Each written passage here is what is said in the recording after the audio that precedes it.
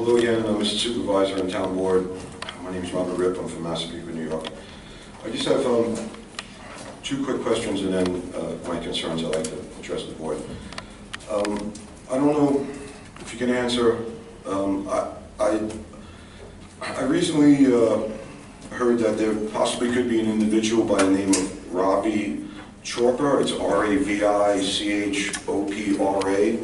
who's I'm trying to confirm, maybe you can answer, maybe you know, maybe you don't. I believe, I was told that he possibly could be running the concessions at the Woodland Golf Course now. And my second question is, I understand, again, I'm asking maybe you confirm this, I understand that there was a staff walkout over the weekend at the Woodlands over a lack of payroll. The name isn't familiar to me, but was there a staff walkout? Commissioner Nasarino from the Parks Department has been monitoring the situation very, very carefully. Not to my knowledge. When you say not to know, you there this week and you've been in touch with us? Yeah, Friday. Okay. Thank you very much. Okay. I just have a brief statement. The last few years, and especially the last year coming up to the town meetings, has been a real learning experience for me. I'm a believer of learning, learning as you go and learning, to get along. And it's been mentioned more than once up here in the town meetings that 98% of the people in the town of Oyster Bay agree and vote that they love the quality of life here. And some of the things I've learned that is, it appears that only less than 25% of the residents vote here in Oyster Bay. It looks, basically to me, there are comes down to there are two parties. One has numerical superiority in members, giving it a significant advantage over the other. Our town's history regarding election results substantiates party advantage. One party always gets more votes because there's more to get. And I'm not arguing that fact. Everyone has a right to belong to the party of their choice and vote how they want. That's what makes our country so great. But my point is, that is what makes this November, the voting results this November in the race for town supervisor so significant. 98% of the town's residents may love living in the town of Oyster Bay, but the recent election results make it clear that 98% do not equate the quality of life in the town of Oyster Bay with the recent leadership here in the town of Oyster Bay. I hope you agree with me that the time for hostilities between town government and residents wishing to exercise their right to question town government should cease immediately. I'd appreciate if I could have all my current FOIL requests, I think there's about 18 of them, processed.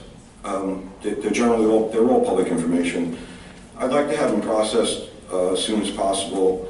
I would also request, actually, when I'm finished, maybe the Councilwoman Alicia could compound on more, because I was going to request that we get the town meetings online, but it sounds like you might already be on that.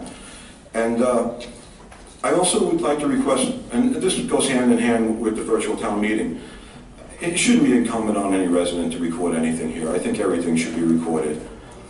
I'd like to once again ask the board to pass a resolution or to schedule a hearing in regards to reestablishing a real ethics board with resident input into the appointment of the officers and quarterly public meetings. I'd like to remind everyone that about 6 months ago I made an ethics complaint on Commissioner of Planning and Development Frederick Ippolito.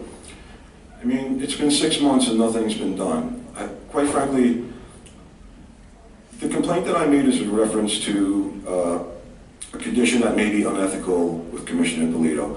If the ethics board entertained a complaint and it turned out there was an ethical violation, it's my opinion that the criminal problems that Mr. Ippolito is now encountering result from that unethical behavior. So if that was the case, I believe that the commissioner should have been, upon the determination of the ethics board, possibly removed, or he should have been suspended from his position.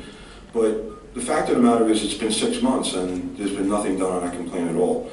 I'd like to ask the town to begin to police itself to eliminate the occurrences. I'm not saying there's a whole bunch of them, but the occurrences of possible, double standards and town code violations here. And in closing, I'd just like to say that I hope that each of you realize the opportunity you've been given to prove to the residents of Oyster Bay that it is their best interest that you have at heart. And I hope the board will no longer be a rubber stamp, and that in the future, each of you will express your own values and opinions. I just want to thank you and congratulate you on your victories and say good luck to you, Mr. Supervisor. Thank you, Rob. Before you go away, real quick, most of what you said was largely repetitious. I let it go because you're right, in the spirit, the election season is over. Governance is now the most important thing. I've already reached out to John Mangelli, who I regard as a gentleman of the first order. We had some nice conversation. We intend to get together over the next week. Part of the dilemma we face now is we probably won't know the outcome for a few weeks of the supervisor's race. Everything else is very much decided. And the one thing I don't want to have happen is we find out in mid-December that John Mangelli is the supervisor-elect, and the poor guy only has like 2 weeks to get ready. So my suggestion to him was, and he received it very, very well, is that we get together shortly, and he can start to see that whatever resources I have as supervisor will become his resources. And if he needs 5 pencils, he'll get 5 pencils. If he needs 2 secretaries, he'll get, you know, and I'm saying it on the public record because we've had transition in this town before. There's nothing new. There's been close races in this town where I didn't get my results until, you know, the next morning. So it's happened time and time again. So I just want to be clear on the public record that John Mangelli and I, are working together to make sure that in the event the transition is necessary, it will be done smoothly, and he will end up with he and his staff will have all the same resources that I've enjoyed as the town supervisor. I say it because right now, it's about governance, not about politics. And I'd let you go on with your statement.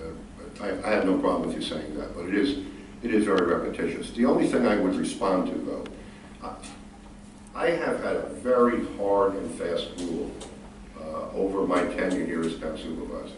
It was really very simple. I get a 2-year employment contract if I'm lucky enough to win an election. Some elections I won by 1 point, some by 40 points, and everything in between. That's up to the residents. I don't try to figure out what they mean. I don't try to guess at any messages they're trying to send or spin it.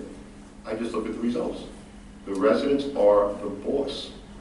They are the ones, and you know, you're a resident, you have an absolute right to come up here and tell us what you think, but there are 300,000 other residents out there who maybe don't come here or can't get here, or whatever the reason is, that we answer to. So I don't guess before an election who's going to win. I don't read into the numbers afterwards. You know, oh, my margin was so great this year, I guess I don't have to do anything. You know, oh, my margin was so close this year. I do the best I can, as the other members of the board do, to listen to what the boss says and go out into the community and find out what's on their mind, the things they want, the things they need, and we do the best we can to satisfy the residents. I've always typically thought to govern to do the greatest good to the greatest number of people, keeping in mind that there are minorities out there, minority thinkers, who also make good points, and their concerns need to be addressed as well, and we try to strike that very delicate balance. But as far as election results are concerned, they spoke, they're the boss, they determine where everything goes in the town, and I guess over the next few weeks, we'll get the final determination in the supervisor's race, and in January, one way or the other, been here since 1653, it'll keep going. Thank you, Mr. Mendo. Robert, thank you.